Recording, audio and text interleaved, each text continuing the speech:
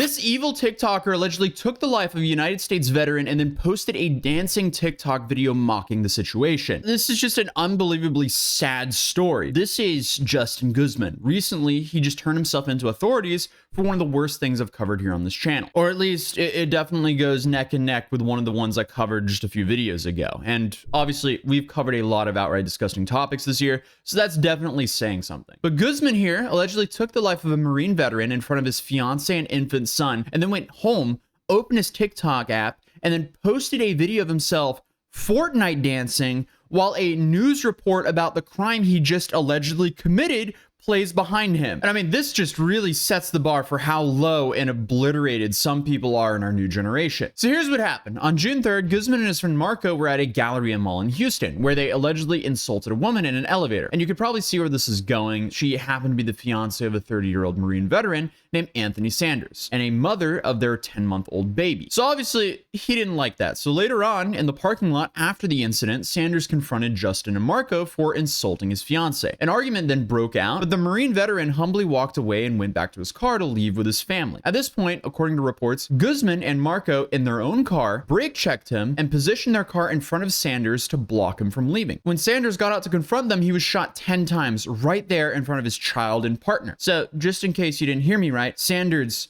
left the altercation with two scumbags, got in his car with his wife and kid, got blocked from being able to leave the car park, and then had his life taken away in front of his wife and his 10-month-old child. It's honestly astonishing how much of a lowlife you have to be to escalate this situation into that. These dudes could not handle a verbal confrontation with a 30-year-old veteran trying to defend his wife, so they waited until he was with the family and trying to exit the scene to then take his life. There is no words for these guys. And even worse, the victim's mother, Ronielle Sanders, was on the phone with him while the incident took place. Because we just want justice for our son. Anthony passed away protecting his son and his fiance. That's what he does. The family of both Anthony's parents are Army veterans. He was a Marine, and he was gunned down in a parking garage over a petty argument. This is just sickening. This guy was just trying to protect his family, and he gets his life ripped away from him over basically nothing. But this is where the story continues and becomes even more infuriating. And the main reason I decided to cover this, because after the alleged crime, Guzman, I guess, just went back to his normal life. So I guess as soon as this crime made the headlines, he opened his TikTok app and then he essentially Fortnite danced and overlaid the headline of his crime behind him to some, generic music. So alongside of just being absolutely vile in so many ways, this is straight up Hall of Fame stupidity. This is hands down one of the dumbest things you can possibly do. I guess that comes after the thing he actually did. That's the dumbest thing you can do. This is a strong runner-up for things that are stupid after you've done something incredibly stupid. So this guy allegedly took someone's life and then decided it was a great time to get some attention on TikTok for it. Because apparently that's where the generation is today. We're probably aware that the culture of, drill rappers exposing their crimes in songs, that's sadly been happening for a while. But with the context we have now, this is a TikTok dance. And obviously we're aware of various people snitching on themselves in raps or so on and so on, but now they're doing it in TikTok dances. Oh boy, the future is getting more dystopian as we speak. As of recording this video, that video has since been removed, but if that's not the most damning piece of evidence to introduce into a criminal case, I don't know what it is. With social media being the key evidence in this case, I can guarantee that Justin's entire internet presence is going to be brought up in trial. And from doing research on this, we actually found out that he had over 100,000 followers on this now removed TikTok account. I mean, just imagine being in court and they roll out one of these bad boys, the refrigerator television on the stand with the wheels, because for some reason they still do that to this day. And then they just play this TikTok video of him doing that in front of the jury. And this happened in Texas. So, Texas is clearly a F around and find out state, because you're definitely going to find out there. According to the reports given by the police, Sanders' fiance said that he was there in the mall to pick her up from work. Then, when she got into the elevator to leave, Justin and Marco were inside it. Apparently, they asked her a question, which she then ignored. And, if you're a woman alone in the elevator with two men, that's a completely rational response. And while Justin and Marco, being remarkably insecure, I guess, didn't like that one bit. And allegedly, they called her a stupid, ugly bee, which, perfectly backs up my previous statement. The fiance then told Sanders what happened, and he drove around the parking lot until he found Justin and Marco. Obviously, this is where he decides to confront them, has a brief discussion, and then everyone gets back into their cars. And while Sanders Sanders wants to leave, well, we know that Justin and Marco didn't want to allow that. Initially, Guzman and Sinan were detained but later released as the investigation progressed and warrants were issued. Both men turned themselves in, with Justin even showing up to turn himself in an Uber, which is kind of understandable because why would everyone want to volunteer to take that dude to jail? Justin was being held on a $750,000 bond, but that's since changed. Originally, the state only requested a $150,000 bail for Justin, with Justin's attorneys wanting a $75,000 bail. Justin's lawyers then claimed the bail of $750,000 set by the judge was set too high, and that Justin couldn't possibly afford it. So according to the defense, the judge was holding Justin hostage. The stage was set for Guzman's hearing based on the filing of the application of the writ of habeas corpus, stating that the judge had violated not only the Texas Code of Civil Procedure, the Texas Constitution, and the Constitution of the United States by what his legal team believes was a high and arbitrary bail amount. And guess what?